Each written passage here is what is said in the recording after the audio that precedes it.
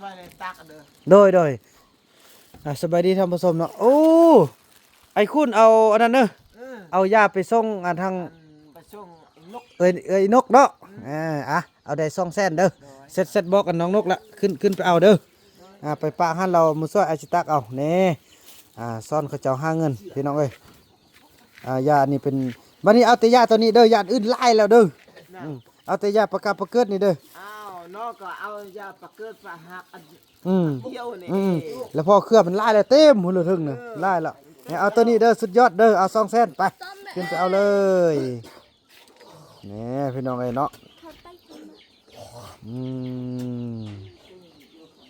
เอาขึ้นไปให้น้องนกจ่ายเงินให้ซ้ำนี่เขาให้200,000คันว่าเต็มนี่เขาจะให้300,000จะมิดว่าคิดว่าปอละ200,000มาเบิ่งแล้วโอ้เอาเข้ามาได้ซ้ำนี่ก็เอามาตัวละ200,000เขาก็โอเคละเนาะเบิ่งจะเอาอย่างให้ไอ้เอกกินก่อนนี่โอ้พ่อมันไทยนะโอ้ยตาเฮ็ดซะเด้อเป็นไข้หมดอดนี่นะเนาะลูกบ่เป็นไงลูกบ่เป็นไงจะอ่อนคนเป็นเก็บหัวได้เนาะ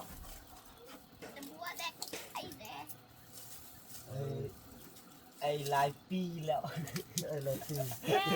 พ่อมันหลายปีพวกมันปากมันบ่ออกปากอันนี้สักพ่อนะปักเอาแล้วบอกอยากคืออีแพทย์อีแพกเลยคืออีแพทย์บอกอยากอันนี้สักเครื่องท่วมก่อนก็บอกนะอยากว่าก็คือรถอันน้ำเด็กนี่น้ำบอกเอาน้ำนี่ลุ่มเลยไปกินยาเด้อเดี๋ยวไอจะเอาน้ำให้ใส่จอกเด็กจอกมีบ่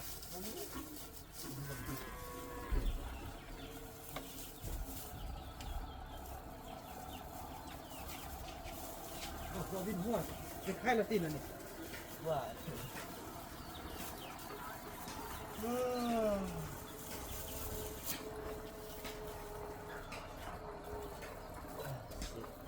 น้ำเจาะกระบุมีเสร็จแล้วคุณบอกได้อันนั้นที่ไปนู่นไปสั่งป้าอยู่กับพ่อวันก่อนเด็กบุอยู่โทษไอ้ปะเพื่อนไปครับ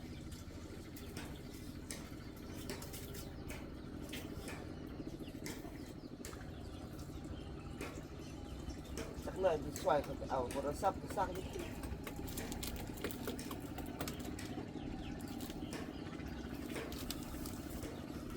ต้มกาแฟกันต้มกาแฟกินยากินกาแฟตีกินยามุนซะเลยคนประเดียวเลยกินยาเอาเป็นหมดเลยตัวบ่ได้เคี่ยวเดี๋ยวเอาซานามิขึ้นเลยโอ้โหโทษมา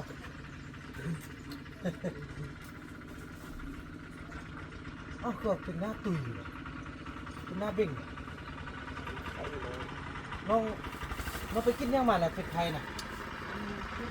แล้วมันใครกินเนาะบริกินยังกินตีอันไปก้นหัวแดงแล้วมาบริไข่เนี่ยอ้าวอย่าเคี่ยวไม่ขึ้นเลยมันคือชอบมันขาดพ่อยืนเลยจะบอก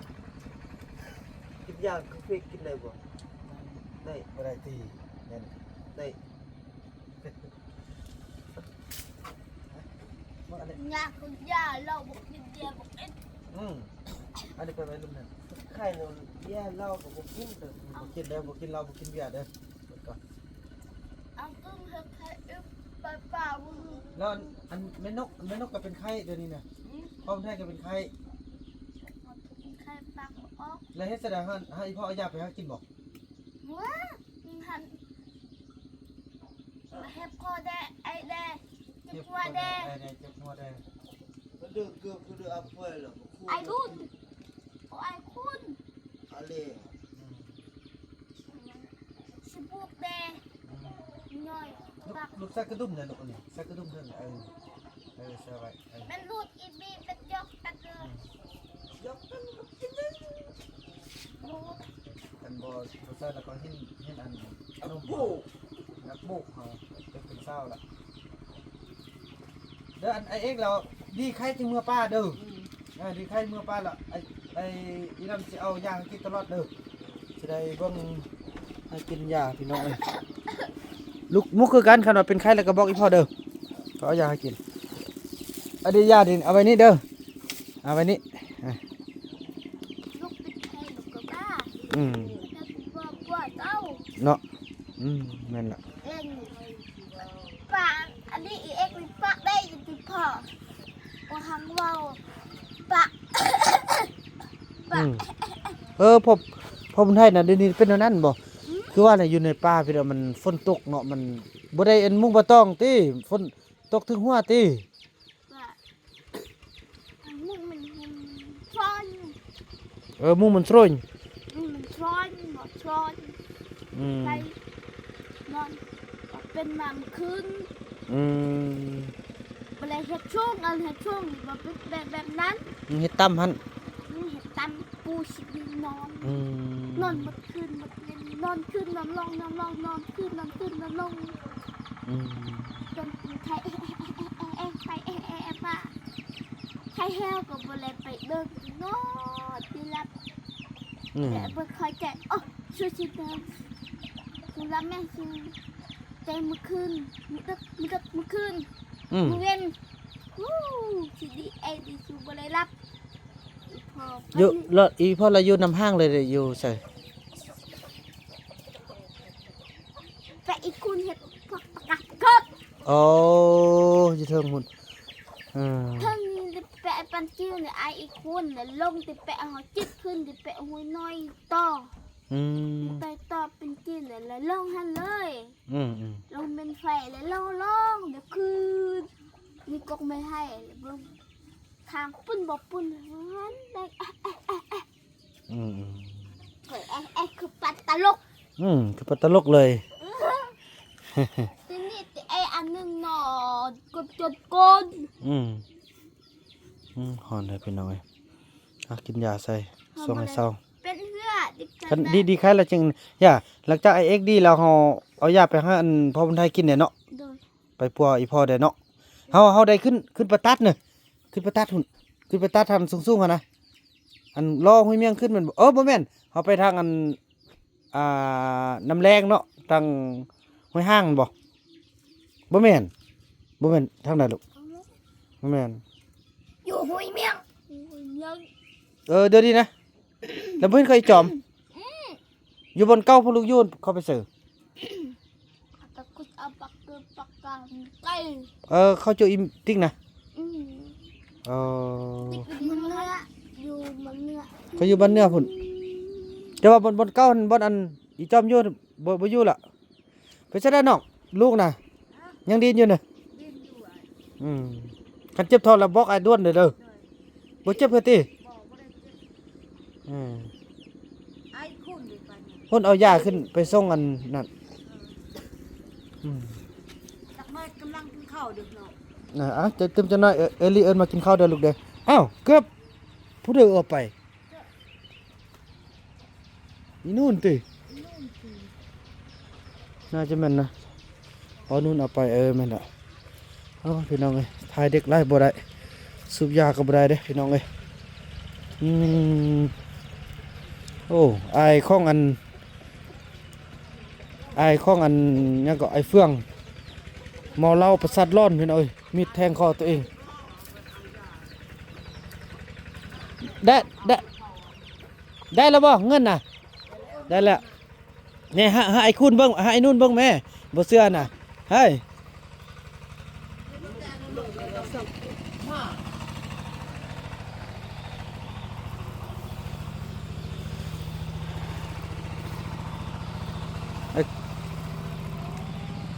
แน่อยากได้เงินเราเอาปากกาปากเกิดนำไอ้คุณแบบนี้นี่เปมาซ้ำเมื่อกี้ได้200,000เนาะได้2เบอร์คันเต็มหันได้3เบอร์ นี่ เบอร์อินกให้ น่าเห็นบ่ ว่าอันเต็มอินกบอกว่าสำนี้เนาะ เออ อันสำนี้เนี่ยครับอันนี้ได้แล้วได้หลายเบอร์ ได้ซ้ำมันนี่เนาะ สำนี้อินก คันเป็นเป้านี่แล้วเฮาซี่เลยคันเป้าย่างนี่เฮาซี่เบอร์ อันนี้ว่าอันสำนี้ก็ได้2เบอร์ ว่าอันแงะทางนี้เนาะ มันจะแงะทางนี้เนาะอันนี้มันเข้มเงียบได้หลายเบอร์2ใบอันนี้2ใบอันนี้2ใบลืมอันนี้2ใบจบ ให้มันเต็มเด้อบ่อย่ามันนี่ไอ้คุณพระบัดไอ้คุณได้เอาไปบ่ เอาไปแล้ว น่ะมีแต่อันเฮาปลาตักยางมันเบาน่ะตักแห้งๆเลยแห้งแล้วก็เปมาเบาบัดนี้เบาเด้อ แล้วอีนกเขาบอกว่ามันนี่แล้วไอ้คนไปเฮ็ดบักคุณเดียวมันร้อนแค่มัน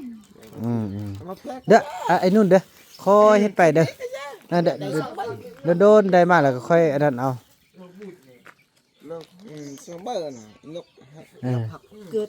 ฮู้แล้วอันบ่ย่าตึมคือว่าไอ้สิไปก็ยานอันซอลี่เกิดลูกนะสิไปน่ะ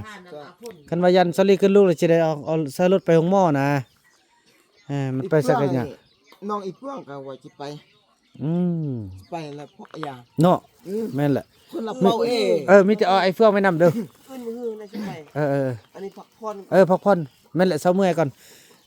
แล้วก็เอายาไปให้พ่อบุญไทยเด้ออยู่อันพ่อบุญไทยก็อยู่หม้อบ่ไอ้คุณอยู่บ่ ก็มอ แล้วเป็นไข้เด้อ เนี่ยเป็นไข้ เป็นไอผู้ใดได้เป็นน่ะ เป็นดีอันพ่อหันพ่อคนไทยหันเนี่ยอันนี้ไอ้ท่านจะเป็นคือกันแล้วน้องไปฮอดหันแล้วสิเด้อก็บ่คืนสิเด้อก็บ่คืน10 บาทแล้ว แม่นแหละไอ้ค่อยสิคือว่าแล้วมีแต่เจ้าแล้วพอแถวแล้วสิได้เบิ่งเซาลี่นะคันค่อยได้ไปคันเกิดว่าเซาลี่เกิดลูกสิจักพาสิเอาไปโรงหมอหั่นน่ะมีแต่ว่าเจ้าภาพ บ้านด่านป่ะ ไปนอนบนอันน่ะไอ้คุณ จะได้ก็ นั่นหลายเก็บประกาศ ค่าหยัง ปักเอิดเอ้ ขาดมื้ออื่นจะไปเนาะ ข้านขาไก่น้อยพัน มันมื้อนี้ นี่จเออะเจ้าตะบุงลูก ไม่กูว่า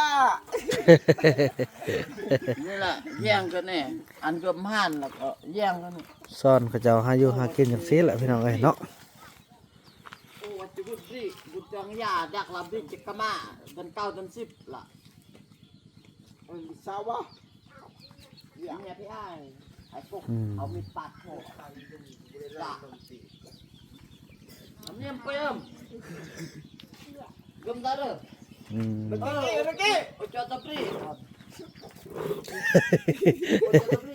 ไอ้คุณ